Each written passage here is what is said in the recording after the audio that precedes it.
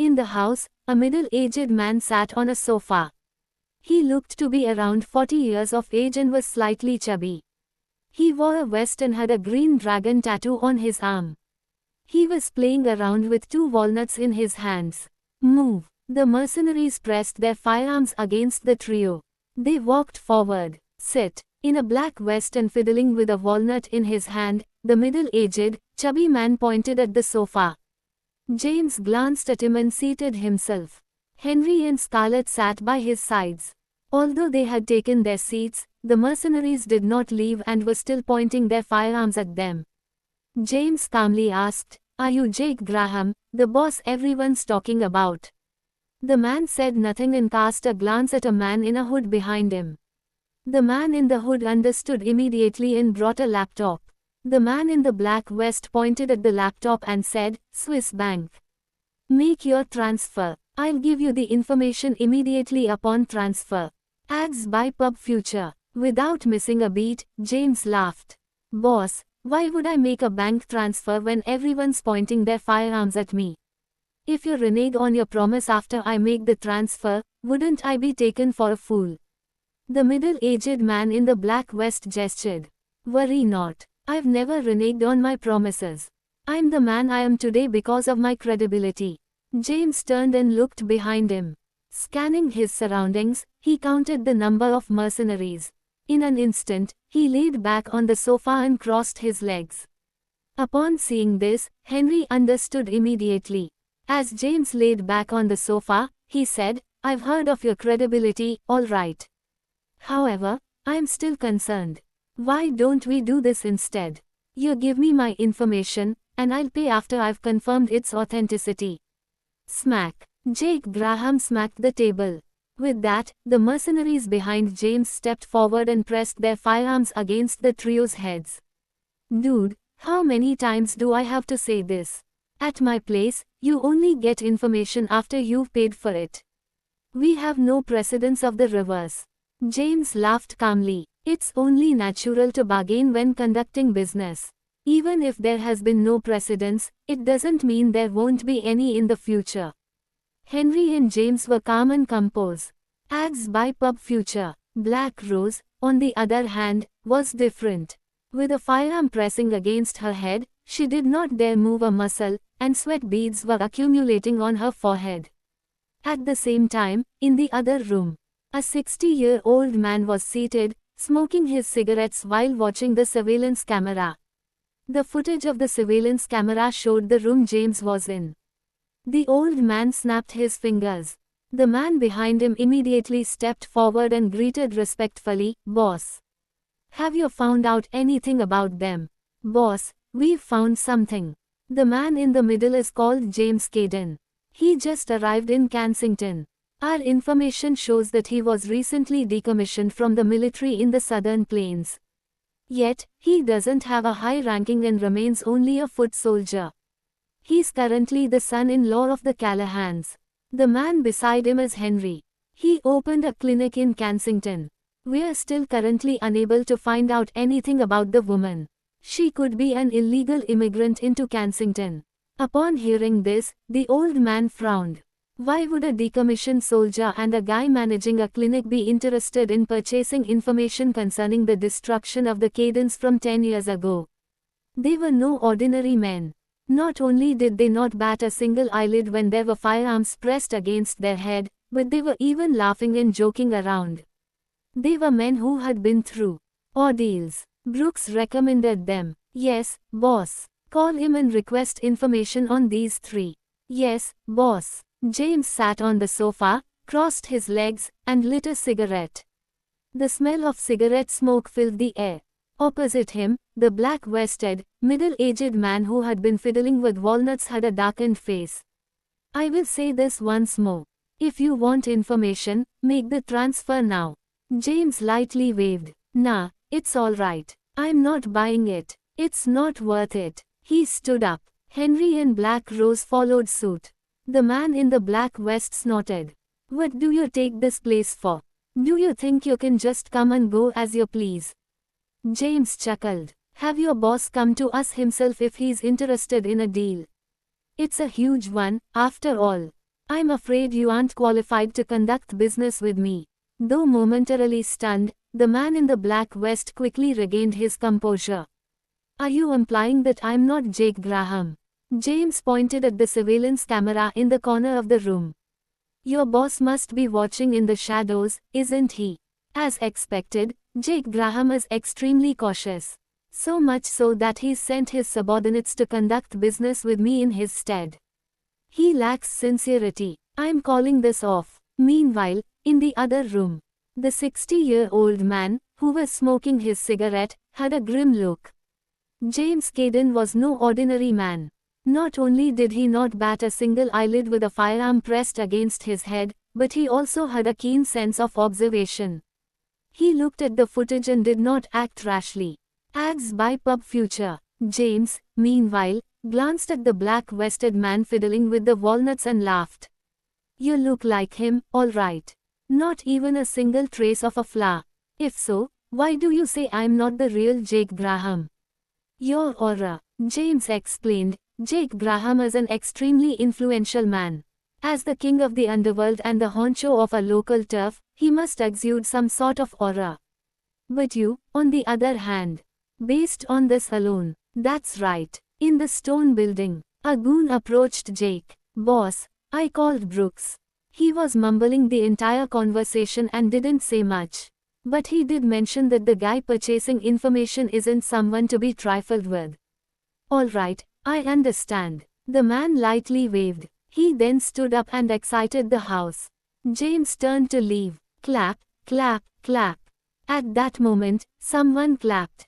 Following that, an old yet energetic man in a green shirt with a slick haircut walked out. He was clapping. Impressive. Truly impressive. James glanced at the approaching man. Ads by Pub Future. He could feel a strong aura exuding from the man. He knew, then, that was the real Jake Graham. He never expected that Jake Graham, infamous in the underworld, would be elderly. Jake lightly waved at the mercenaries. Stand down. Yes, boss. The fully armed mercenaries stood down.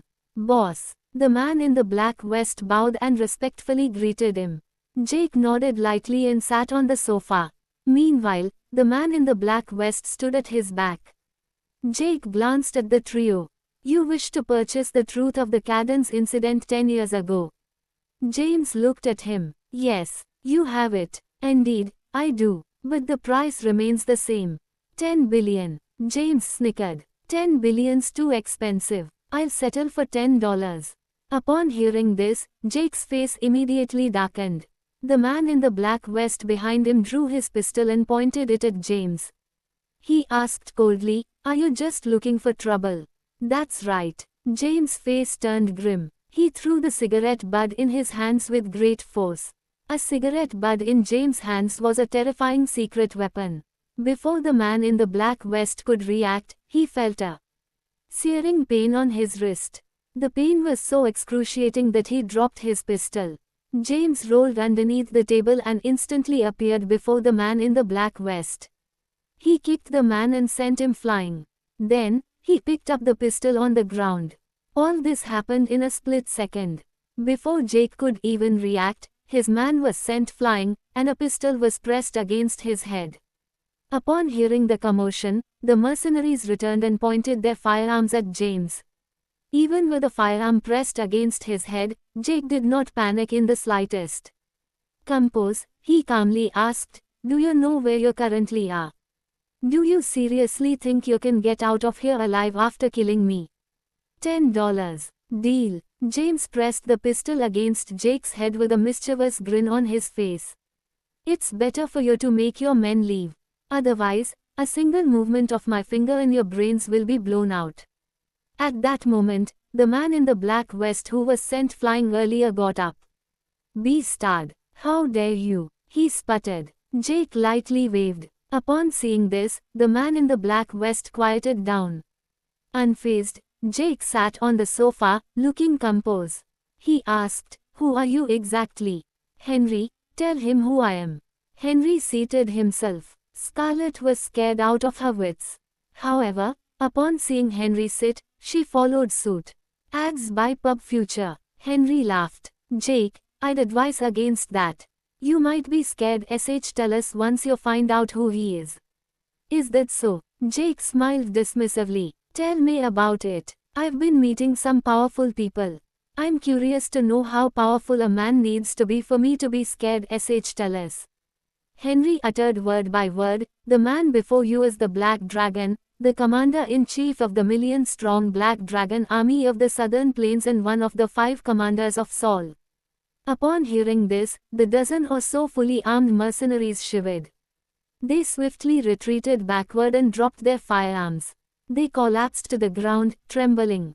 How could they not have heard of the Black Dragon? He was the world-renowned Ares. Jake was shivering too. His composed face was now beaded with sweat. James tossed the weapon in his hand to the man in the black vest and seated himself beside Henry. He lit another cigarette. As for the mercenaries kneeling behind him, he could not care less about them. Jake wiped the sweat off his forehead. He did not doubt James' identity. From the moment he saw how composed James had been with a firearm pressed against his head, he knew he was no ordinary man. Moreover, James had also managed to subdue his man in an instant. Jake was utterly convinced of James' identity. To think I have the honor of welcoming the Black Dragon. Jake spoke. However, he had lost his composure and was trembling all over. If he had not been sitting on the sofa, he would be lying on the floor by now, paralyzed. Ads by Pub Future. Should we proceed with our deal now? But of course. Jake immediately instructed, go, quick. Bring all information concerning the fire in the Cadden's residence 10 years ago. Yes, boss. The man in the west nodded and turned to leave. He barely made it a few steps before toppling over. He tried getting up, but his legs felt like jelly, and he collapsed to the ground. He tumbled and staggered to the database to retrieve information concerning the fire in the Cadden's residence 10 years ago. Now that the tides had turned, Scarlet was relieved. As expected of the Black Dragon, he was composed throughout the ordeal. As expected of the Black Dragon, he had managed to subdue Jake's man with a single cigarette butt. She was in awe of James' strength. At long last, she had witnessed the true abilities of the most powerful man in the world. James was silent. Yet, opposite him, Jake was restless. The atmosphere felt strange and abnormal. After about 5 minutes, Jake could no longer hold it in. It was because James exuded an aura too powerful for him to withstand. His body slowly shrank from the sofa. Soon, he was kneeling on the floor, begging, General, please spare my life. James glanced at him and said indifferently, what are you doing? Get up and talk. Pray that the information you provide will be useful to me. Or else, the man by the name of Jake Graham will no longer exist. Jake felt a chill down his spine. He trembled and collapsed to the floor. Then, he got up and kneeled, all while kowtowing. General, have mercy on me. The underground stone building in the People's Repair Shop. A dozen or so mercenaries were kneeling on the floor. Jake Graham, the so-called boss and king of the underworld, too was kneeling on the floor, shivering. To secure his current position and title, he had to be acquainted with influential men. Otherwise, he would have been long gone. However, the imposing and awe-inspiring boss of the underworld was now kneeling on the floor like an obedient dog. Soon, the man in the black vest returned with a handful of information. Upon seeing his boss on the floor shivering, he staggered and fell. The documents in his hands were scattered everywhere. James glanced at Henry. Henry took the hint. He walked toward the man and retrieved the documents scattered across the floor. Then, he handed it to James. James read through them conscientiously. As expected of Jake Graham and his underground intelligence network, even information that had been kept from official channels was recorded clearly. 10 years ago, the Caddens was the most powerful family in Kensington. They migrated from the capital. 30 years ago, Thomas Cadden arrived in Kensington and established the Caddens. James frowned upon reading this. The Caddens came from the capital. What was going on? How had he not heard about this from his grandfather? Ads by Pub Future. He looked at Henry. Upon reading the information in James' hands and catching his gaze, Henry immediately tensed up and knelt on the floor. Scarlett panicked upon seeing him kneel and proceeded to do the same. "Henry, how could you have missed something so simple?" James. Henry's forehead was beaded with sweat. He hurriedly explained, I don't know. I looked for information through official channels. If I couldn't find it, someone must have erased the data." James lightly waved. "Rise. Don't ever kneel. You're like a brother to me." "Yes." Henry got up and wiped the sweat off his forehead. Although James treated him as a brother, he knew his place. He was only a subordinate to him. James continued reading the information at hand. "The Cadens have a treasured scroll, the moonlit flowers on Cliffside's edge. The scroll was passed down thousands of years ago. It was rumored to have hidden a terrific secret and was worth a great fortune. Some powerful men had the scroll in their minds. Thus, a conspiracy against the Cadens began to unfold. Trent Xavier of the Great Four in Kensington convinced his sister, Rowena Xavier, to approach Nicholas Caden, son of Thomas, and marry him. Ads by Pub Future. A year later, Rowena found her opportunity. She appeared on Thomas' bed and framed him. The incident ruined Thomas and destroyed his relationship with his son, Nicholas. Following that, she reported Nicholas for dereliction of his duties and corruption among other charges. Nicholas got a heart attack out of frustration. Rowena then pushed him down from the third floor, and he fell to his death. On that night, all those involved gathered outside the Cadens' residence. 25 men from the Great Four gathered by Flora Lakeside of the Cadens' residence's villa. They took dozens of the Caden family captive and interrogated them on the whereabouts of the moonlit flowers on Cliffside's edge. The underworld forces stood guard outside the villa and met with the Great Four. The underworld forces involved in this operation include Dawson, Blackwind Xander, Nine Fingers, and a few other unknowns. The mastermind was unknown. The whereabouts of the moonlit flowers on Cliffside's edge was unknown. James continued flipping through the information. 10 years later, Warren Xavier, the head of one of the Great Four, was dead. Trent Xavier was dead. All the leaders of the other three of the Great Four were dead. Xander Lawrence was dead. There were speculations that the Caden who had been rescued by Thea Callahan from that fire 10 years ago was now back for vengeance. The identity of the ghost masked man was unknown. The ghost masked man was publicly executed by the Blythe King. Upon reading this, James sighed deeply. The information was rather detailed. He learned of things he previously was unaware of. For example, how the Cadens had migrated from the capital. His grandfather had not revealed any of that to him, and it was also not found in Henry's search. Henry could not find anything about the underworld forces involved in the operation. Yet, there were names listed on the document.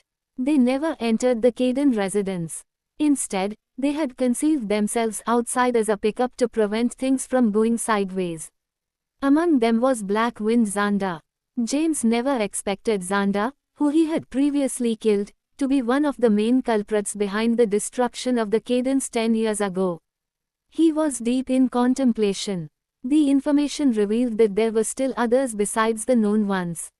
Where was the moonlit flowers on Cliffside's edge? Who was the mastermind? James remained silent. The stone building was eerily quiet. After some time, James took out a lighter and burned the information in his hands. Casting his gaze on Jake and his men still kneeling on the floor, he hissed with a look of indifference on his face. "Get up and speak to me. I'm scared." Jake was trembling. "Get up," James roared. His roar scared the king of the underworld out of his wits, and he collapsed to the floor. He tried to stand, but his legs were wobbly. James stood and dragged him by the collar. He asked coldly, "Where is the moonlit flowers on Cliffside's edge? Who are the influential men mentioned in the information? Who was the mastermind behind this?" I don't know." Ads by Pub Future. Jake's wrinkled, old face was beaded with sweat.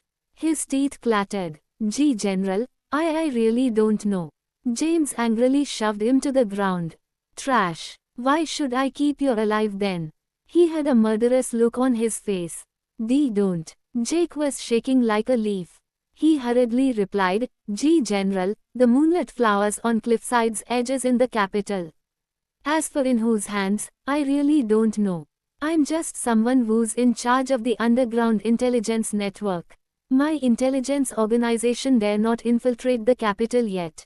Oh, yes, I remember. Jake recalled something and said, the moonlit flowers on Cliffside's edges should be related to an artifact. Upon hearing this, James recollected himself. He sat and took a deep breath. Then, he lit a cigarette. Get up and speak to me. Yes, yes. Jake crawled toward the sofa. With every ounce of his strength, he got onto the sofa. Speak. What artifact? I'm not sure. It was only unearthed recently.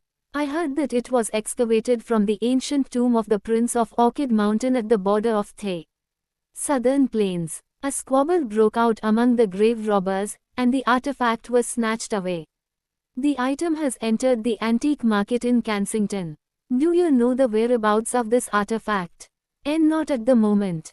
I will immediately use the entire network system to look for it. Please give me some time, General. I will inform you the moment there's news. Upon hearing this, James gave Scarlett a look. Ads by Pub Future. She did not lie. However, his gaze frightened Scarlett. James stood up. Henry, do you have $10? Henry emptied his pockets. Among the loose change, he handed a crumpled $10 note to James. James tossed it in the air.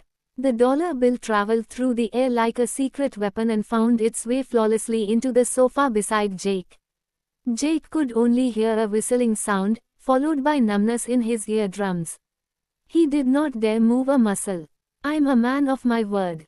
Once you've found something, inform me immediately. No, wait. Inform Henry at Common Clinic. James turned to leave. Henry and Scarlett followed close behind. After they left, Jake sighed in relief. He took out his napkin and wiped the sweat from his forehead. Holy sh*T. Why did the Black Dragon of the Southern Plains, the legendary Ares, come to Kensington? See, could it be that he was the man rescued by Thea Callahan from the flames of the Cadden's residence 10 years ago? Yes, it has to be. After the meeting with James, Jake was deep in thought. He had James investigated and discovered that he was the son-in-law of the Callahans. Why would the Black Dragon be content marrying into the Callahans? He was there to repay a kindness. More specifically, Thea's compassion for saving his life. Besides, Jake heard that the Black Dragon was Asclepius. That was how Thea managed to restore her looks twice. He also knew that the ghost-masked man who had caused an uproar in Kensington was actually James Cadden, the son-in-law of the Callahans and the Black Dragon of the Southern Plains. Something bad is about to happen in Kensington. James and his party left after obtaining the information they wanted. Outside, in the car, Henry started the car engine and drove back to the city. James leaned back on the passenger seat with a thoughtful expression, making it hard to guess what was on his mind. Henry. Moments later, James' voice interrupted the silent atmosphere. Yeah, I'm listening. Look into Dawson and Nine Fingers. Find out who they are and gather information about their backgrounds. Send me to the hospital. I have to see Rowena again. Henry nodded. All right. James sighed. He would not have discovered that many more people were involved in the scheme against the Caddens 10 years ago if he did not visit Jake. Right now, he regretted killing Trent. Trent was the main piece of the puzzle. Ads by Pub Future. He would have been able to gather more information about the real mastermind if Trent was still alive. However, under the circumstances at that time, he was enraged and could not consider too much. He just wanted Trent dead. The remainder of the ride was silent. Soon, they arrived back in the city. Do you need me to wait for you? James waved his hand. No, it's already late. You should go back and rest early. I'll just grab a taxi back home later. All right. James got out of the car. Subsequently, Henry turned the car around and drove off. Scarlett was afraid to speak throughout the whole ride. It was not until James left that Scarlett relaxed her tensed nerves. Henry, James is so intimidating that I didn't even dare to breathe. He honestly isn't that scary. He is very good to his friends and only ruthless toward enemies, Henry said with a smile. The aura he has is terrifying. Henry was stunned by the statement for a moment. He sighed. That's because you've no idea what he went through. Ads by Pub Future. Scarlett became curious and asked, can you tell me what happened to him? Being a member of a grave robber gang in the Southern Plains, she had long heard about the Black Dragon. However, she did not know much about him. Henry explained with a hint of sorrow on his face, James has too much weight on his shoulders. I remember when I first met him, he was a taciturn teenager. He trained until later at night every single day and only slept very few hours. Other than sleep, he was always doing special training. He was gone through countless life and death situations. There was once when he was captured by an enemy. He was beaten until he was covered in bruises, and almost all the bones in his body were broken. The battle that earned him great respect was about a year ago. One of our armies had been ambushed. Alone, James invaded the enemy's headquarters. It was a bloodbath, and corpses were piled into mountains. Ultimately, he returned with the head of the enemy's commander in hand. This battle shook the Southern Plains and shocked the whole world. It was what earned and established James' prestige. He earned high respect and was acknowledged as one of the 5 commanders, the Black Dragon. Although they were called the 5 commanders, the means that earned them the titles differed. The other 4 commanders climbed the rankings step by step, relying on their political achievements, whereas James fought his way to the top. He accumulated military merits, stained his hands with the blood of enemies, and rose the rankings from a normal soldier to one of the 5 commanders. Henry let out a deep sigh. James' 10-year military career was a legendary story. It was impossible to completely capture the happenings of his life story, even if it was written into a whole biography. Scarlett was deeply shocked by the brief story. She never expected James to have gone through that much. What about practicing medicine? It's rumored that James has unparalleled medical skills. The weapon he uses is called the Needle of Death, and it's said that his silver needles are incomparable to skilled snipers. I'm not sure about that. Henry shook his head. Henry did not know where James learned his medical skills. However, he had also acquired some medical skills from James. Meanwhile, James entered the hospital and went to Rowena's ward. James had slashed Rowena's face, and her wrist was cut off.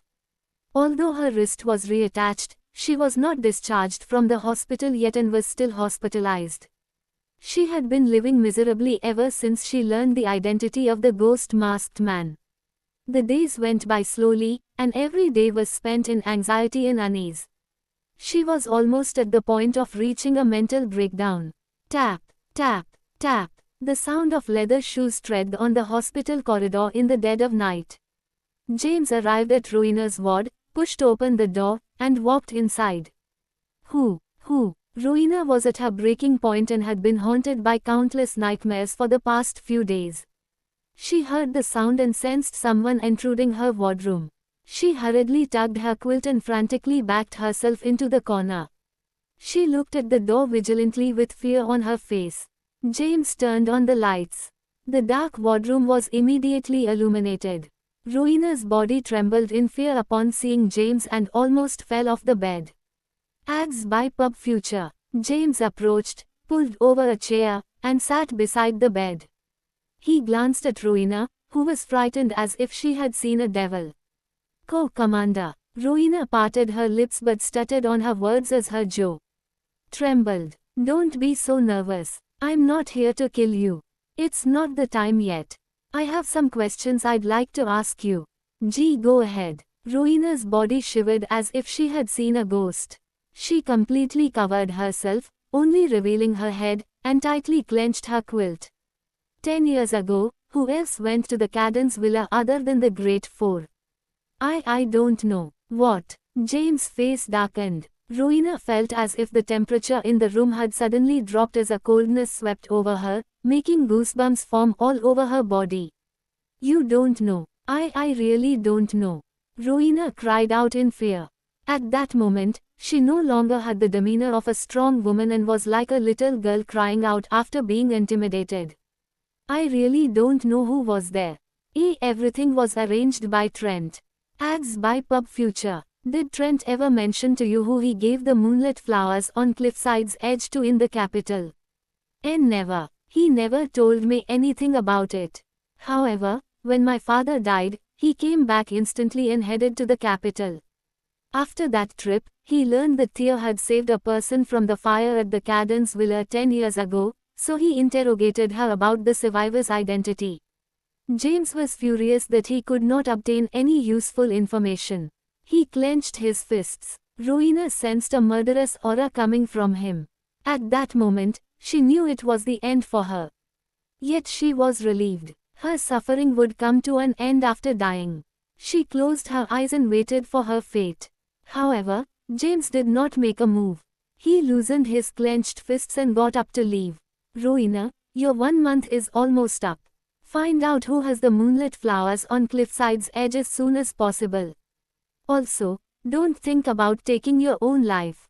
Otherwise, the hundreds of people in the Xaviers will be buried with you. James left. Rowena was still overwhelmed by the fear. A few moments later, she seemed to have gone insane as she constantly slapped and cursed at herself. Rowena, why did you have to do it? Why did you have to touch the Cadence? You deserve it. Trent, you've led the family into the flames of hell. How could you go first and leave the Xaviers behind to suffer? Her cries echoed in the ward. She wailed and bawled out in pain. 11 o'clock at night. Thea and Una hung out for the whole afternoon. The former had tried every means to inquire about the identity of the ghost-masked man. However, Una avoided answering the question. Thea was unable to focus the whole day. Late at night, she recalled the past while lying in bed. 10 years ago, she had gone on an outing with her classmate, and they were playing near the river. Suddenly, she saw a villa being engulfed by an inferno in the distance. They immediately rushed over and heard cries for help from inside the villa. After a brief hesitation, Thea charged into the flames and rescued one person. However, the survivor jumped into the river after being pulled out of the villa. Another flashback of the past surfaced in her mind. Kensington Hotel, top floor. Trent pinned her down on the auction table and slashed her face repeatedly with a knife. Thea remembered the desperation, the helplessness, and how powerless she felt. Just when she was about to give up, a man wearing a ghost mask appeared.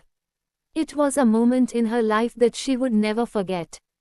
Ads by Pub Future. Those powerful hands picked her up and saved her from that hopeless situation. Unfortunately, she fainted. She was unaware of whatever had happened next. Una mentioned the ghost-masked surveyor of mine was the one I rescued from the fire from the Cadence Villa 10 years ago. Who could he be? Thea muttered softly. At that moment, her ringtone went off. She lifted her phone and found that it was James calling. Thea shook her head. Thea, you have a husband. How can you be thinking about another man? Putting away her thoughts, she answered the phone. Darling, I'm outside. I forgot to bring my keys when I left home. Come help me open the door. Okay. Thea got up, walked out of the room, and went to open the door for James. James waited for a while, and the door was opened shortly. Thea showed up dressed in her pajamas. It was a very thin and slightly see-through set of white pajamas. Moreover, she was braless, and the scenery inside was vaguely visible. Look at the time right now. Where did you go? Thea wore a displeased expression. James scratched his head and explained honestly, a military comrade of mine retired and returned to the city. We caught up for dinner and chatted for a while. I'm sorry for coming home late. Hurry and come in. Thea did not continue to pursue the matter and quickly grabbed James into the house. They returned to the bedroom. Ads by Pub Future. James habitually headed to get his mat and pillow. Then, he lay down on the floor. Thea lay down on the bed, turned around, and glanced at James sleeping on the floor. She took a deep breath and turned around again. The night passed by, and the morning came. This day was Una's 25th birthday. Her birthday party was going to be held at the Kensington Hotel. Yuna was the executive chairman of Longevity Pharmaceuticals and was one of the most influential figures in Kensington. However, Yuna was from the capital and not a Kensington local. Therefore, she was not a candidate for the Great Four. Otherwise, with Longevity Pharmaceuticals assets, she would outrank the Great Four easily. Yuna had invited many people to her birthday party. Everyone that was a prominent figure in Kensington received an invitation from her. She was not a flamboyant person and wanted to celebrate her birthday in a very low-key manner. However, she was a member of a well-known family. Although the Lawsons were very influential in the capital, they were now in Kensington. She had only been here for less than a year and had a tiny social circle. This was an opportunity for her to make more friends in Kensington and build a solid foundation for her business. The Clahans' house. Thea's bedroom. Thea was dressed in a white V-neck dress that outlined her perfect figure. Her curves were accentuated, and her smooth back was completely exposed. She usually never wore such revealing clothes and her back felt very chilly. She could not resist and asked, "James, is my dress too revealing?" James, sitting beside her, glanced at Thea standing in front of the vanity mirror, constantly checking herself out. "The dress is really pretty but might be a little too revealing. See, there are only a few straps on the back, and half of your back is exposed. It's all Yuna's fault. She kept saying that this dress suited me a lot," Thea complained. "It's not a big issue. It's just slightly revealing on your back. Look in front." Thea turned around. James almost had a nosebleed after seeing her from the front. The dress had a V neckline that exposed her deep cleavage.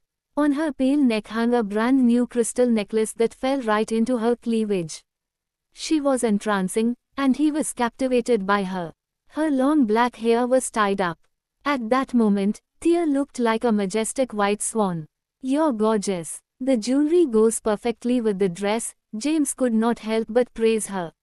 "Really?" Thea's face lit up with joy. "Of course. My wife is the most beautiful woman in the world. You'll definitely be the center of attention if you go to Yuna's birthday party in this dress." Thea smiled from cheek to cheek. Then, she took out the lipstick she had purchased the previous day and gently applied it to her lips. Gosh, she's even sexier and more mesmerizing with the lipstick. Thea's red lips had a strong impression. Even James was astonished in his heart. She was so charming. Afterward, Thea put on a pair of white high heels. Ads by Pub Future. Her charisma exploded after getting dressed up. An updo, delicate face, sexy red lips, and white dress. James was in awe. Thea pouted her lips and mumbled, "Honey." "Yeah." James recollected himself and stood up, continuing to admire Thea's beauty. He swallowed his saliva and said, "Darling, you are too beautiful. Let's not go anymore. I'm scared." "What are you scared of? You're gorgeous, but I'm so ordinary. What if some other rich man is attracted to you, and you throw me away? What will I do?" "PFFT. Thea burst out laughing and stretched her hand, flicking James' forehead. "Stupid, what are you talking about? I'm your wife, now and forever. I'll never betray you." At that moment, Thea felt a little bit guilty because she had been thinking of another man all night. The ghost-masked man who saved her had occupied her mind. She felt slightly remorseful upon remembering it and her face flushed red, making her even more charming. James hurriedly changed the subject and said, "All right, let's go." Click, clack. She stepped out of the room in her high heels. "Wow!" Exclamations could be heard as soon as she walked out of the room. Ads by Pub Future. David had an ice cube in his mouth as he sat on the sofa. Seeing Thea, he immediately stood up with his phone and shouted, "Don't move, Thea. Let me take a picture of you." He immediately turned on his phone's camera and snapped a few pictures. David could not help but praise Thea after seeing her flawless beauty in the pictures. "Are you seriously trying to tempt all the men in the world?" Hearing his compliment, Thea was delighted. "Thea, you." Gladys came out of her room and was stunned to see Thea dressed up so glamorously. Thea, did you buy the dress, necklace, earrings, and high heels yesterday? Yeah. How much is everything? Gladys also came from a wealthy background and recognized that the outfit was not ordinary at a glance. She knew immediately that they were not from street stalls. And not much. The whole outfit costs about a few $1,000s. Thea was flustered and answered frantically. Do you think I'm stupid? Gladys's expression darkened. Alyssa, who was sitting on the sofa, immediately fueled the flames. Mom, I've seen this dress in a luxurious clothing store before. I think the price tag was $118,000.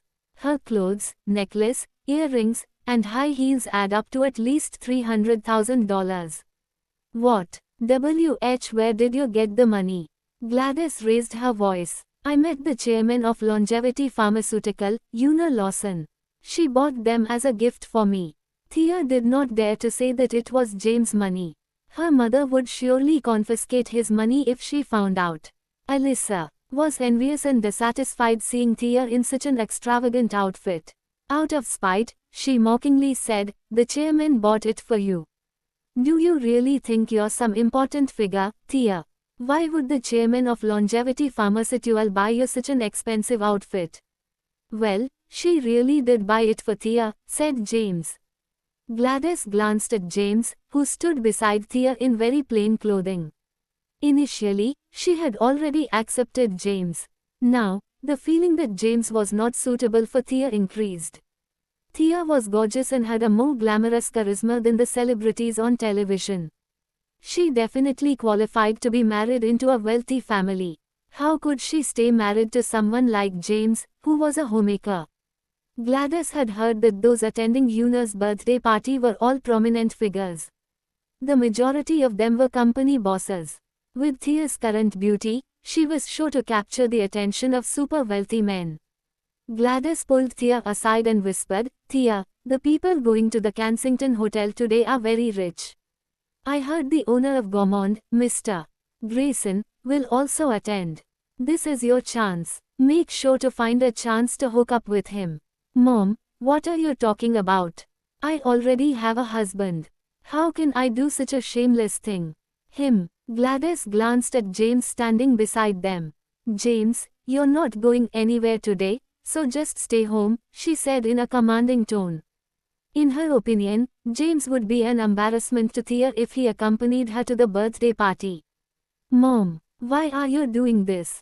Thea said, dissatisfied. She thought her mother had turned over a new leaf and was no longer power-hungry or greedy for money. It only took her a day or two for her to revert back to her original self. Thea, I'm doing it for your own good. Look at yourself and how glamorous you are. Now, look at James. How can he ever be worthy of you? Can he buy your beautiful clothes and jewelry? Gladys initially did not want to interfere in their love affairs, but she felt that James was really unworthy of Thea.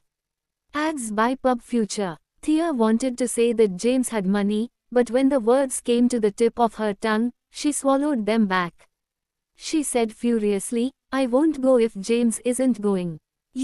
Why won't you take my advice? Mom is doing it for your own good, Gladys reprimanded her angrily. I know best about what I want. Just wait. You'll surely regret it. Gladys was discontented. Let's go, honey. Thea ignored Gladys and pulled James outside. Honey, I'm sorry about my mom acting like that. Don't take it to heart. I'm your wife no matter what I look like, Thea apologized after leaving the house. Okay, James nodded and was not really bothered by it. The two headed out together. With his usual electric motorcycle, James drove Thea to Kensington Hotel. Thea's dress was relatively long, so she had to hold onto her dress while sitting behind and with her arms wrapped around James. The sight of them caught the attention of many passers-by. Who is that? Ads by Pub Future. I'm not seeing this wrong, right? Which celebrity is she? How can she be so beautiful? Her clothes seem very expensive. How can she be riding an electric motorcycle? People who saw them were discussing and some even took out their phones to take pictures of the two, uploading them to their social media.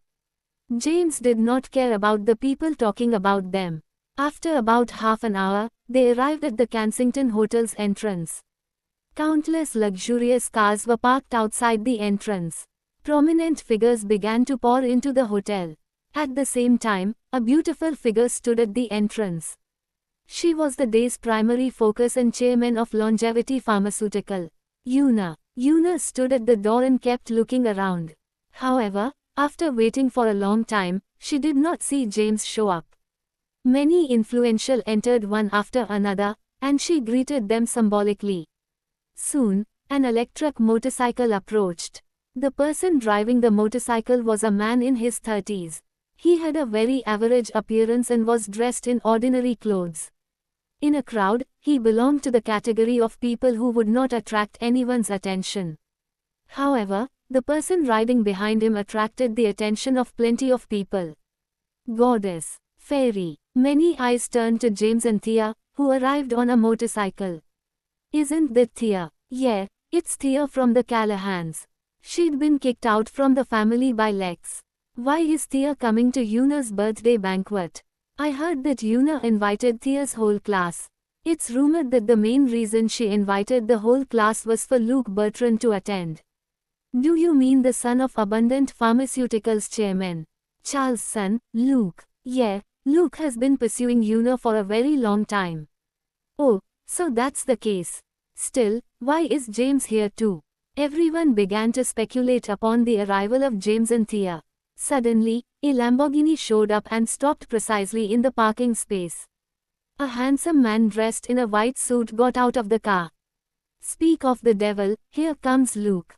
Hotel entrance. Ads by Pub Future. Yuna was still waiting for James to show up.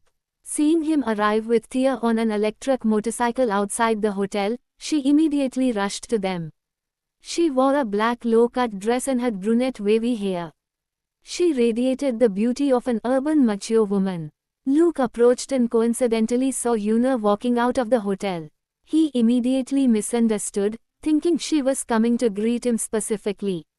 He was flattered and a smile formed on his handsome face as he hurriedly strode toward her. Yuna, I'm honored that you've come to pick me up in person. Yuna frowned and glanced at Luke. It seems that Yuna was waiting for Luke. Of course, Thea's class received an invitation from Yuna because of Luke. The conjecture suddenly convinced the crowd. Luke felt content after hearing the discussion surrounding him. He proudly thought that Yuna was finally touched by his pursuit and was about to agree to be his girlfriend during the birthday banquet. He confidently approached and wanted to embrace Yuna. Suddenly, James parked his motorcycle and walked over while holding Thea's hands. Yuna. Ads by Pub Future. Thea greeted Yuna very friendly. She went shopping with Yuna the whole afternoon yesterday and they had already become good friends. Yuna walked past Luke and approached Thea. She complimented her. I told you the dress suits you, Thea. You look stunning. Your figure and face are making me envious. I'm about to fall head over heels for you. What do I do, Thea? Luke's eyes lit up as he glanced at Thea, whose beauty was not inferior to Yuna and was even considered above her. He was familiar with Thea and heard that her face was healed. However, during this period, all his attention was focused on Yuna, so he could not be bothered by the rumors spread around. He was astonished by her beauty after seeing her in person. He walked over and greeted her affectionately. Do you remember me, Thea? It's Luke Bertrand, the class monitor, Luke. Oh, Luke. Hello. Thea immediately reached out to shake hands with Luke. James reached out and grabbed her hand. Luke's hands were already stretched out, but James pulled Thea's hand back. He could not help but glance at James with his brows raised. You are. Thea introduced him enthusiastically. This is my husband, James. What? Luke glanced at James and scanned him. Head to toe. There was nothing special about him, and he sneered. So this is James, the infamous son-in-law that married into your family. The useless guy who used some connections to borrow a car to put on a show in the military region. I heard that the authorities above are furious about it. Soon, he'll be punished and unfortunately, he'll have to spend the rest of his life in prison, right? Thea had heard of the rumors before but never knew the severity of it. What? Is it that serious? Yeah, the consequences are going to be very serious. I heard that the car James borrowed belonged to a certain prominent figure. When he returns to the city, James, the driver, and James Sr. will all be sued in the military court. What? Thea was frightened. She could not help but grip harder on James' hand. Una glanced at Luke and sneered in her heart. Put the Black Dragon on trial. Who has the courage to do so? James and Thea's appearance caused a sudden uproar. The Callahans were the laughing stock of Kensington. Lex made a fake invitation to attend the succession ceremony of the Blythe King, while James borrowed a car to pretend to be someone influential. James, you better not implicate Thea for the crime you committed. Get a divorce from her. You're not worthy of her at all, Luke mocked James. He had a plan in mind. Dating Una would not affect him developing a secret relationship with Thea. Honey, what should we do? Thea was concerned. She knew it would be troublesome if the higher authorities investigated James. Don't worry, it'll be alright. I won't drag you down with me if something really happens. James took her hand and reassured her. Ads by Pub Future. Alright, that's enough. Let's go inside. Una took Thea's hand and personally led her inside the hotel. Luke chased after them. Una had booked the entire 8th floor for her birthday banquet. After arriving on the 8th floor, James went to the lounge and sat on a sofa. Then, he took out his phone to play Plants vs. Zombies. Meanwhile, Thea was dragged away by Una. Una introduced some friends in her social circle to Thea. These people were all daughters of wealthy families, many of whom were from the capital. After James arrived, Thea's classmates came one after another. Everyone thought they had received an invitation because of their class monitor, Luke. None of them were acquainted with Una, so they dared not greet her. However, they knew Luke very well and began to surround him. Luke, I've recently lost my job. Can you introduce me to a job in your family business, Abundant Pharmaceuticals? Any normal position will do. Thea is so beautiful now, and her charisma is nothing less than Una. Luke, I think you can definitely win her over. While dating Una, you could form a secret relationship with Thea. Luke, you are a really influential figure. We were invited to such a high-class event because of you. This is Kensington Hotel, where a table costs about $200,000, right? Luke, you haven't confessed to Una yet, right? This is a great chance. His classmates surrounded Luke and constantly showered him with flattery. Ads by Pub Future. Luke really loved the compliments thrown at him. At that moment, their words got to his head. He genuinely believed that Una invited the entire class to her birthday banquet because of him and felt compelled to confess. Luke pictured Una's expression while agreeing to his confession with a diamond ring. He got excited just by thinking about it. Go and confess, Luke. With the prompting of so many people, Luke's self-confidence also exploded. His eyes swept across the crowd and found Una gathered with some women, chatting and laughing. He took out the diamond ring he had prepared a long time ago and walked to her under everyone's gazes. He stood in front of Una. Una looked at Luke, who was approaching her. Luke was dressed in a white suit. He had very good skin and prominent facial features. His hair was also styled very neatly, and he was very charismatic, just like a celebrity on television. Luke knelt on one knee under the crowd's gazes. Una, ever since I laid my eyes on you, your face had been deeply imprinted in my mind. I dream of you every night. I'll have the whole world if I have you. Without you, I'll lose the whole world. I know that you'll love me too. Right now, I want to confess my love to you officially. Una, will you be my girlfriend? Whoa, how romantic. I wish I was Una. Wow, that's so romantic. When will my Prince Charming show up? Some girls were moved to tears and wished they were Una. Una smiled. She looked at Luke kneeling on one knee with his hand on his chest. She teased him with a playful expression. Who gave you the confidence, Luke? In what aspect do you think you're worthy of me? Capability. As far as I know, the Bertrands have some money, but you're just a spoiled rich kid who inherited the wealth. Even with the connections the Bertrands have, you haven't made a name for yourself. Family business. The Bertrands' assets are not even comparable to a branch of the Lawsons. So, who gave you the courage? Who gave you the confidence? Una's voice echoed. Luke was dumbfounded by her reply. This isn't how this is supposed to play out. Didn't you invite my whole class and me to the birthday banquet because you like me? You even waited for me at the entrance. Why are you rejecting me? Thought Luke. Luke was stunned and continued kneeling on the floor in a daze after being rejected and belittled. Haha. I heard that Luke has been pursuing Una for a long time and even personally sent flowers to Longevity Pharmaceuticals, but he got kicked out several times. I can't believe he has the guts to confess at Una's birthday banquet. Where did he get the courage? Does he really not know the gap between the Bertrands and the Lawsons? Ads by Pub Future. I know, right. Una didn't even bother with Brian Grayson, let alone Luke. Hearing the discussions about him, Luke became anxious. He sweated profusely. Una, this isn't right. You must be testing me. I'm not angry. I'm not angry at all. Get lost. Una did not want to waste time with Luke. He had sent flowers to her company several times and got kicked out every time. She did not expect him to be classmate with Thea.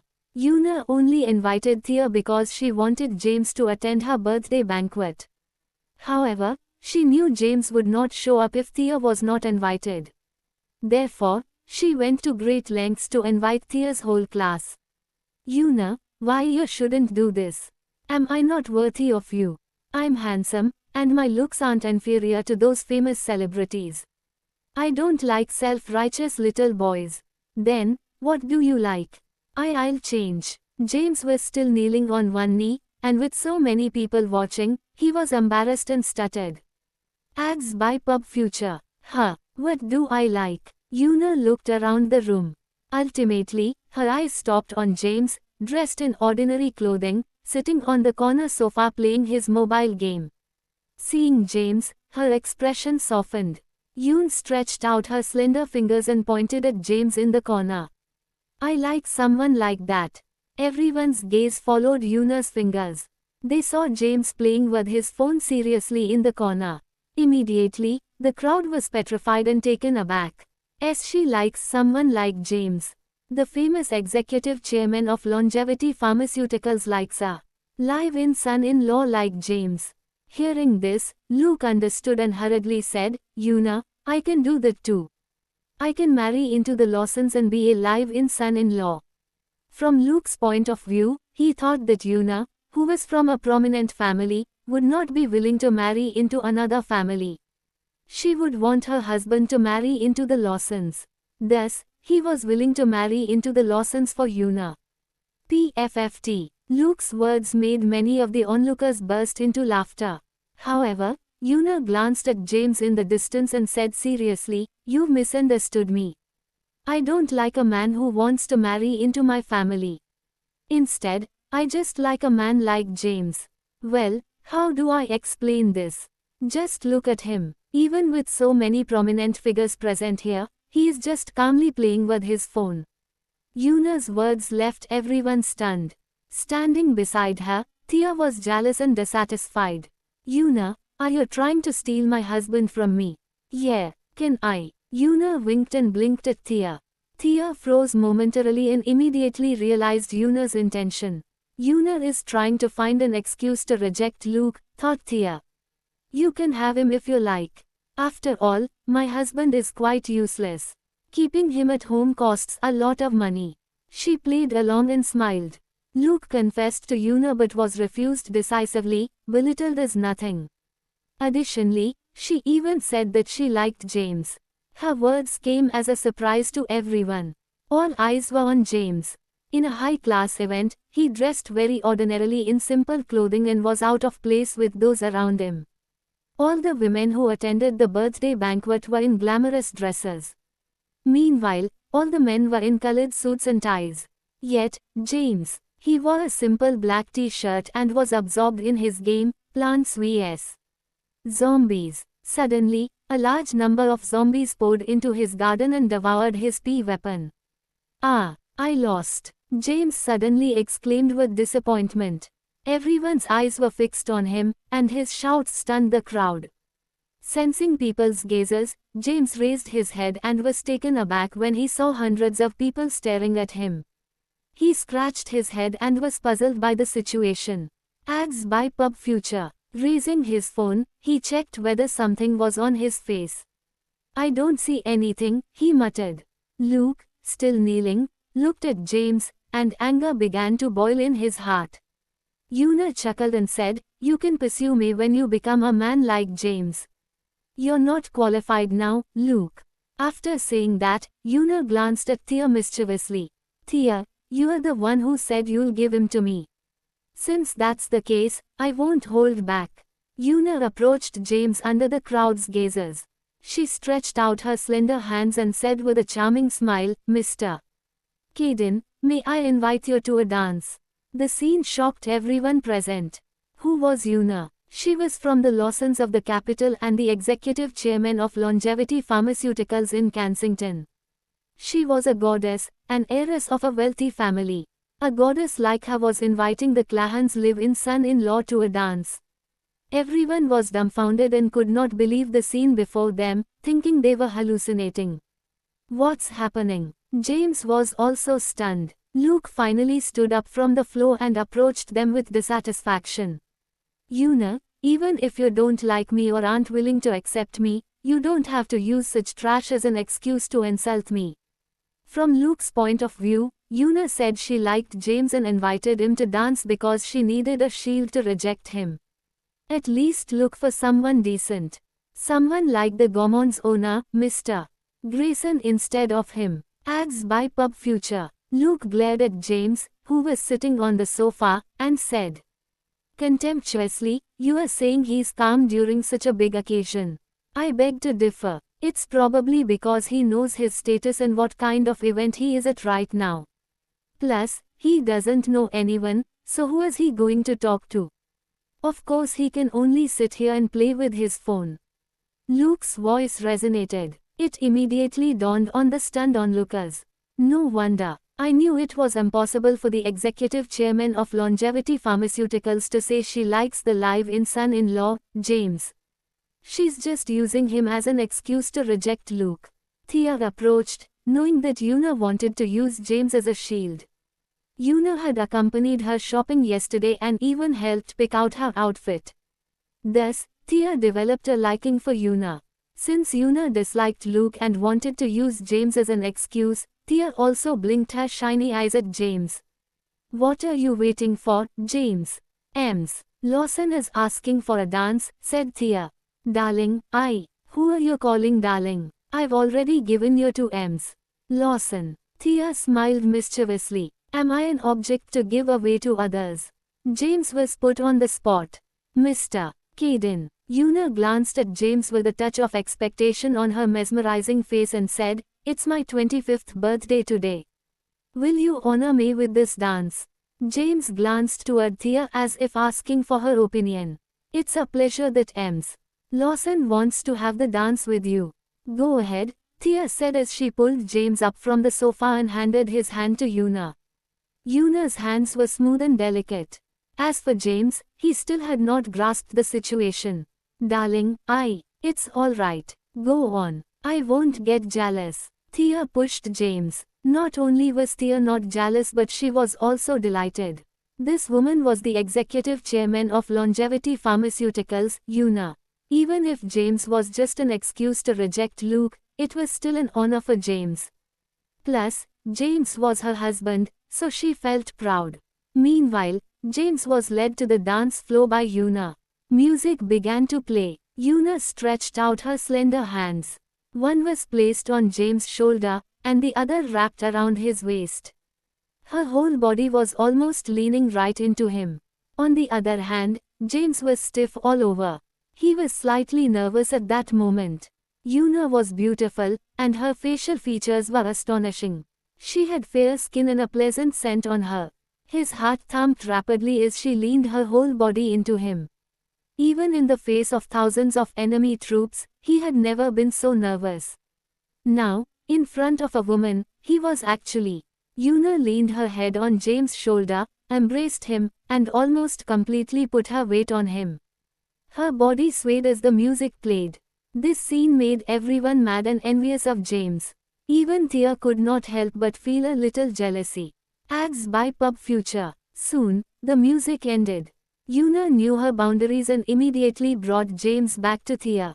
Placing James' hand back into Thea's hand, she said, "Thanks, Thea." "You're welcome." Thea was flattered. Luke's face, however, was not so bright. He confidently confessed, but not only did he get rejected publicly, Yuna even danced with a piece of trash to insult him. Luke was not the only one who thought so, as everyone present had the same thought. Everyone thought that Yuna invited James to a dance to reject Luke and show him that she would rather dance with a piece of trash than with him. She wanted Luke to give up the idea altogether. Lounge, on the sofa. James glanced innocently at Thea, confused. "What was that about, Thea?" Thea flicked James' forehead and explained, "Don't think that Yuna's really interested in you. She needed you as an excuse to reject Luke's confession." "Is that so?" James immediately understood. He glanced around and met with a lot of unfriendly gazes. Those glaring at him were all Yuna's suitors. Yuna was their goddess, but she invited a piece of trash to dance with her, and all of them hated James. Among them, Luke was the most dissatisfied.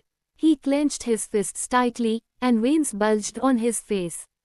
Ads by Pub Future. Luke's classmate witnessed him being rejected and were in a very bad mood, so they did not dare to continue flattering him. In the face of the unfriendly looks around him, James smiled disdainfully. At another lounge area not far away, Yuna sat on the sofa with her legs crossed, revealing her long and slender legs. Her eyes were fixed on James, and her eyes had an unconcealed admiration.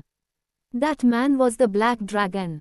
She had heard a lot about the Black Dragon when she was in the capital.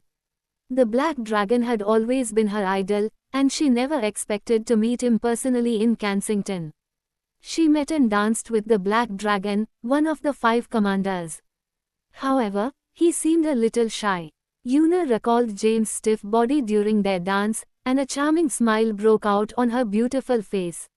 The fast did not affect the birthday celebration. It was only 9 in the morning, and many bigwigs had not shown up yet. As time passed, more and more people attended to celebrate Yuna's birthday. Even the Callahans showed up. A few days ago, the Callahans had lost face and became the laughingstock of Kensington. They had kept a low profile ever since. However, after receiving a birthday invitation from Yuna, the Callahans felt a sense of importance and thought they were indeed a part of the upper class. They received an invitation from the executive chairman of Longevity Pharmaceuticals. Wasn't this precisely what a wealthy family was? Lex entered with his son, Howard, his grandson, Tommy, his granddaughter, Megan, and his grandson-in-law, Coulson. In his hand, he held a dragon cane. The cane made contact with the ground and produced a rattling sound, attracting everyone's attention. Everyone was astonished when they saw the person was Lex. What's going on? Did Yuna invite Lex? That's impossible. Lex humiliated himself outside the military region and even got thrown out by the general. He must have been so embarrassed, but why did Yuna invite him? Could it be that he came uninvited? The crowd began to discuss Lex's appearance. Everyone at the banquet consciously stepped away, not wanting anything to do with Lex. Tommy was complacent and said with a proud expression, "Grandpa, look at them. You're so famous in Kensington that these people are backing down to show respect to you." Hearing Tommy's flattery, Lex was on cloud 9 and wore an undisguised pride on his face. He spotted Yuna and approached with his cane.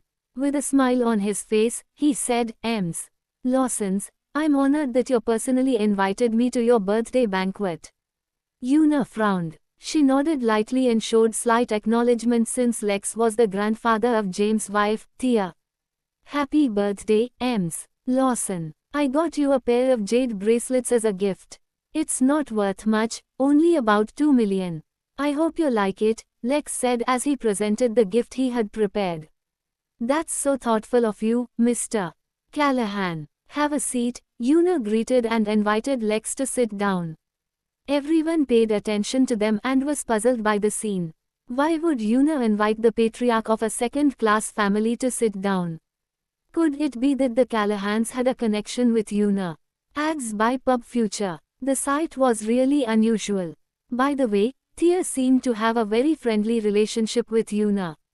Was that the reason? Many people secretly made guesses about the abnormal scene. Previously, everyone had already seen Thea and Una sticking together and they seemed to have a good relationship. Although Thea was kicked out from the Callahans, she was still from the family, and it was possible for her to return one day. Seeing Una personally greeting Lex, many people assumed that the Callahans had formed a close relationship with the Lawsons. Lex's face lit up after being personally welcomed to be seated. He was pleased and glanced around with an expression as if saying, "Who said the Callahans were a second-class family?"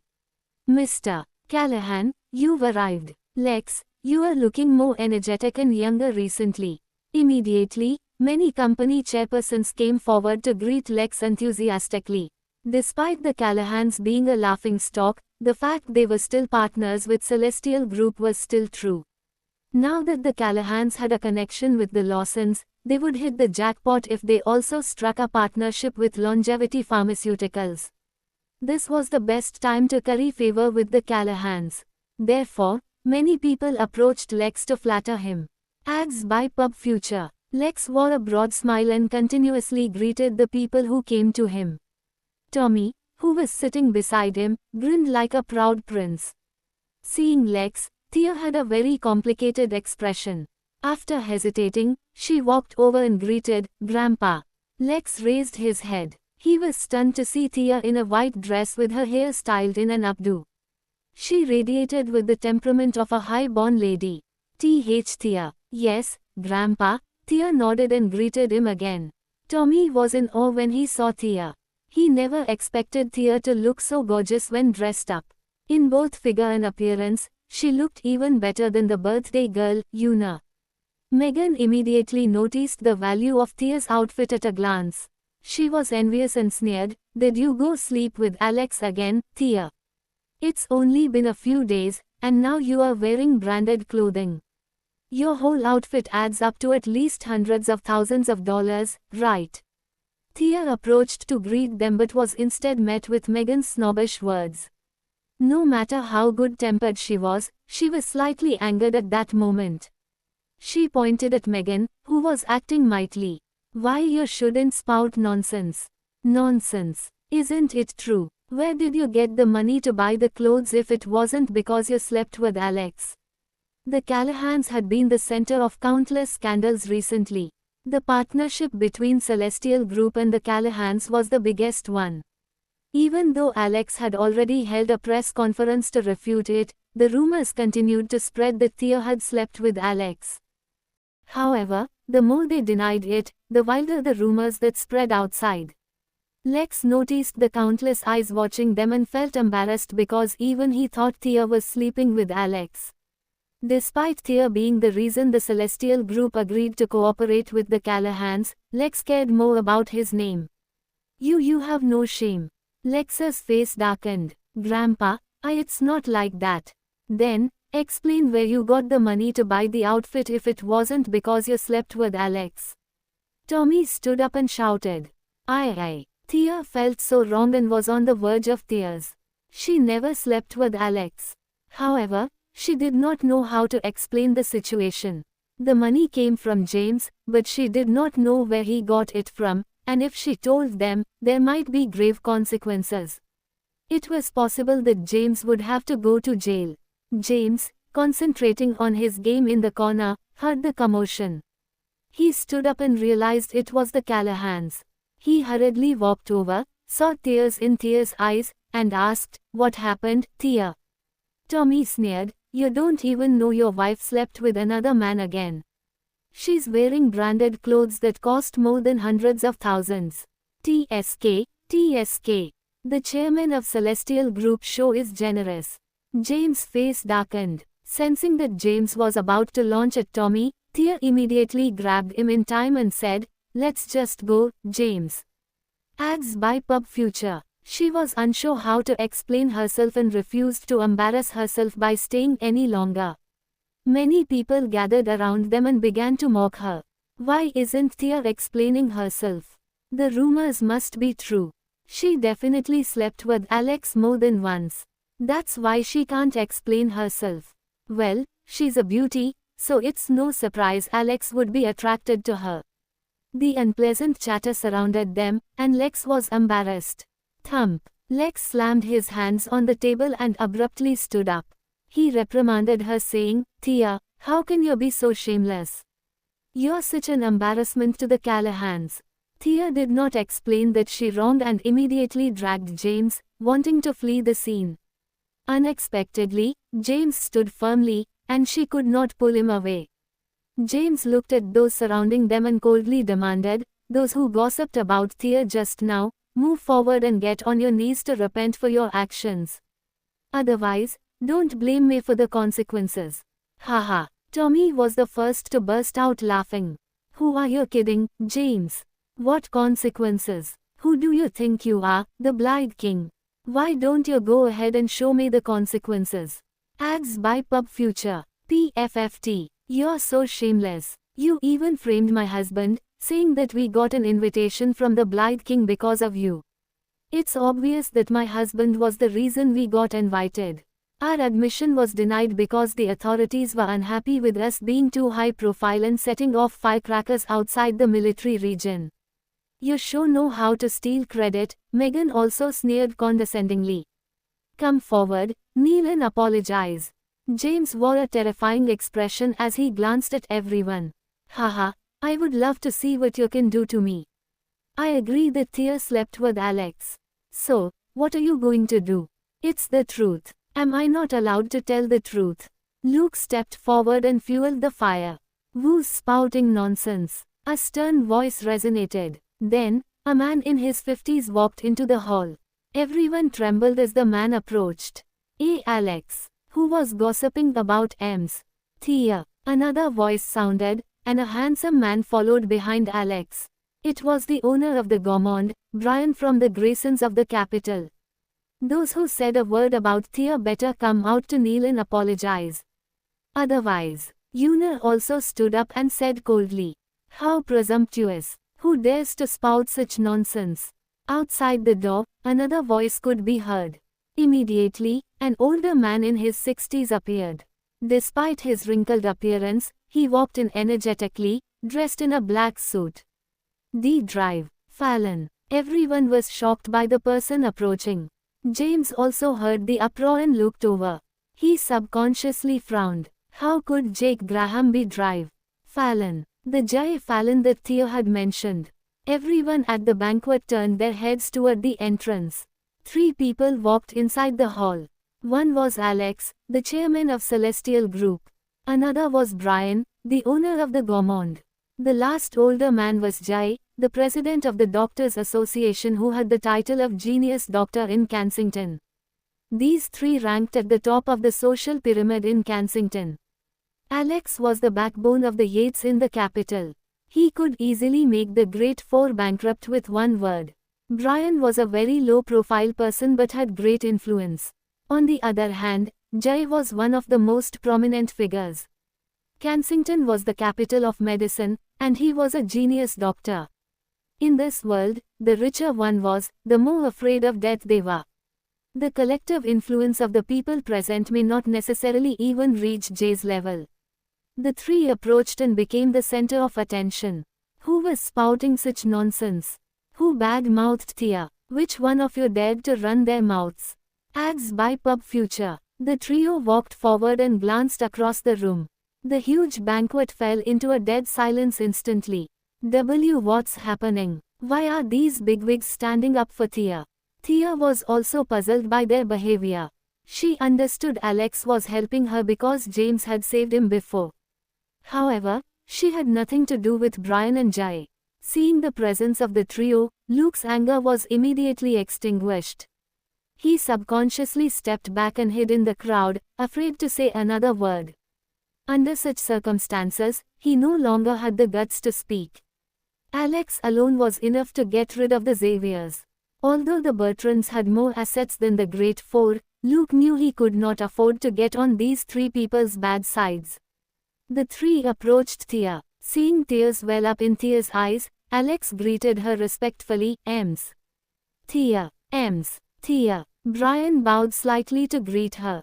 Thump. The famous president of the Doctors Association, Jay Fallon, fell on his knees. His actions frightened Thea, and she subconsciously stepped backward. James hurriedly supported Thea and glared at Jay kneeling on the ground.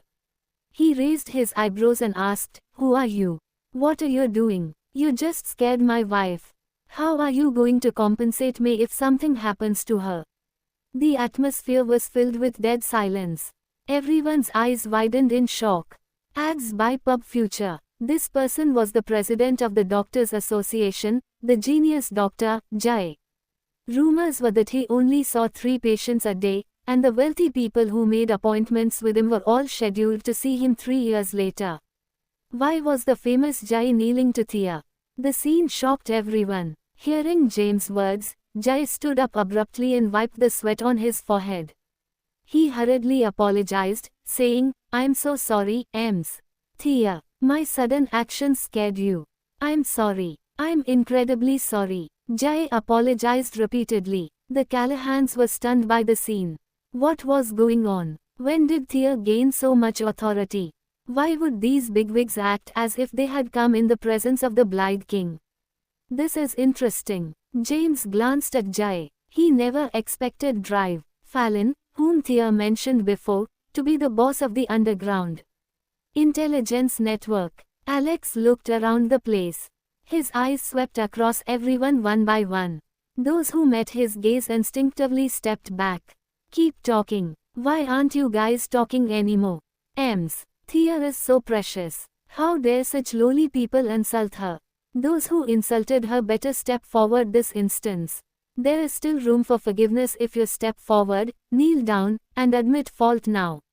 Otherwise." Brian glared at the people present with an indifferent expression and threatened them. Many people were terrified. Brian was true to his words. The whole Kensington would be turned upside down if he were to get mad. Who spoke ill of her? Step forward right now. Jay did not dare to meet James' gaze and frantically turned his eyes to the crowd. Una frowned as she watched the 3 men's behavior. These 3 must already know James' identity, so they're desperate to shield Thea in order to please James. How can I lose to them as the party host? Thea is my best friend. Are you all disrespecting me by insulting her at my birthday party? There are surveillance cameras here, and I can easily check the footage to see who insulted her. This is your last chance to ask for forgiveness.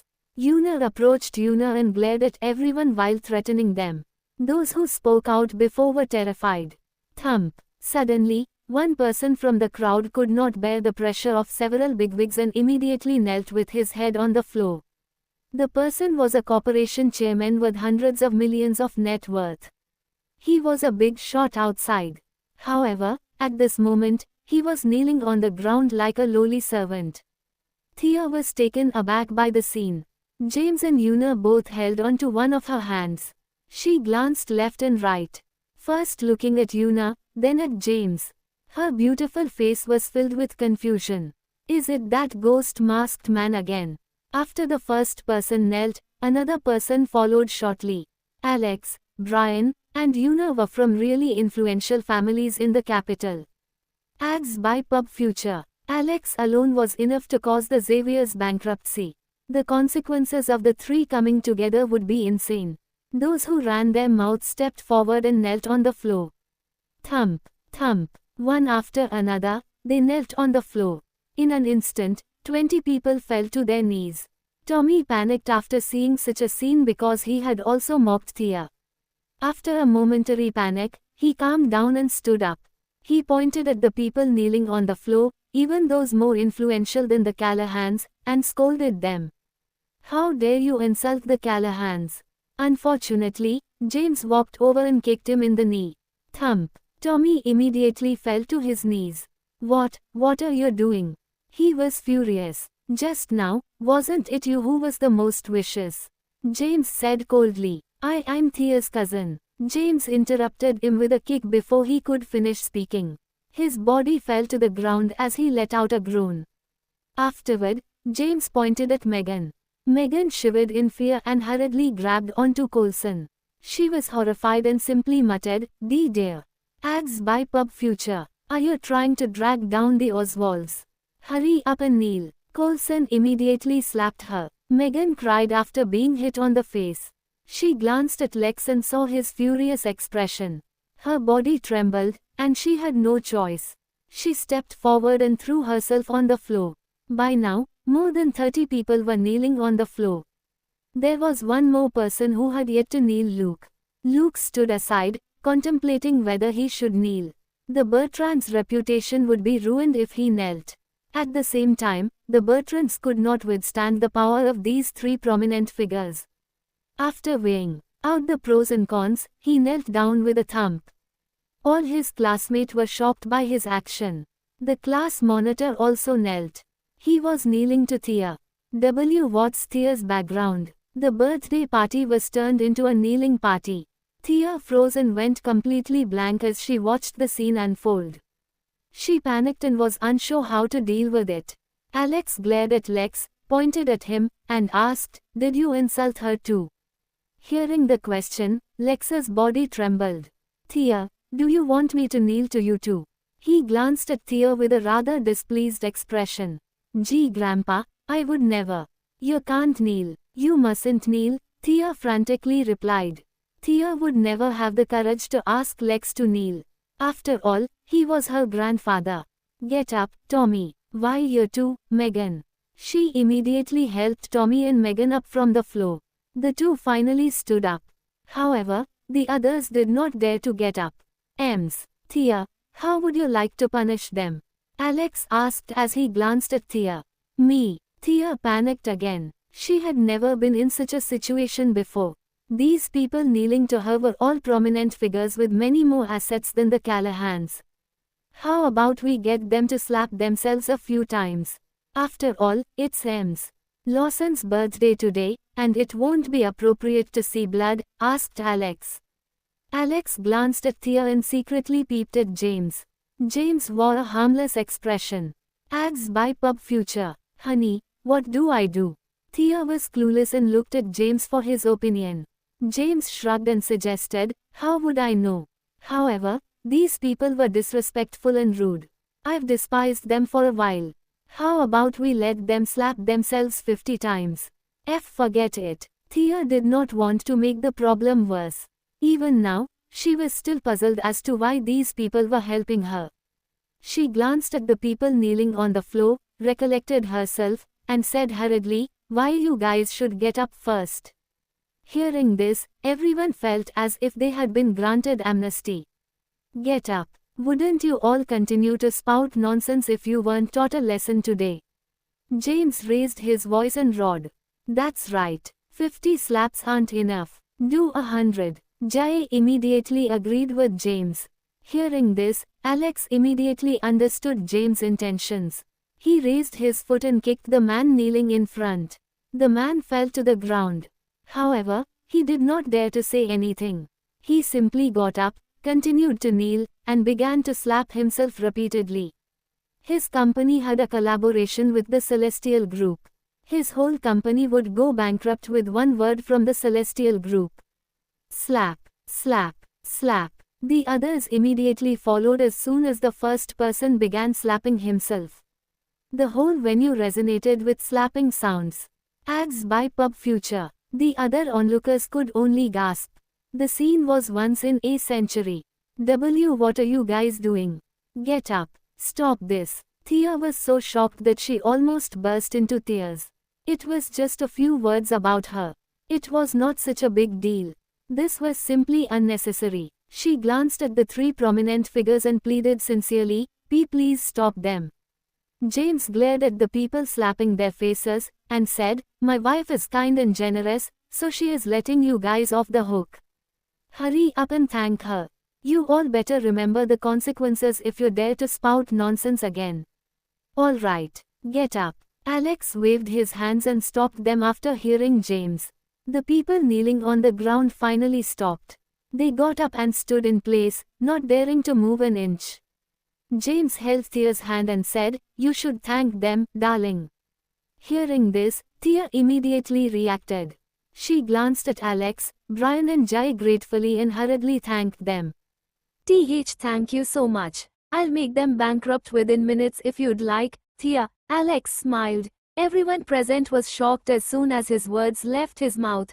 "Mr. Yates, I'm sorry. I shouldn't have spouted nonsense. Please forgive me." A few who heard him immediately knelt again and pleaded, "Get lost." Alex kicked them away. The man immediately got up and frantically dashed off.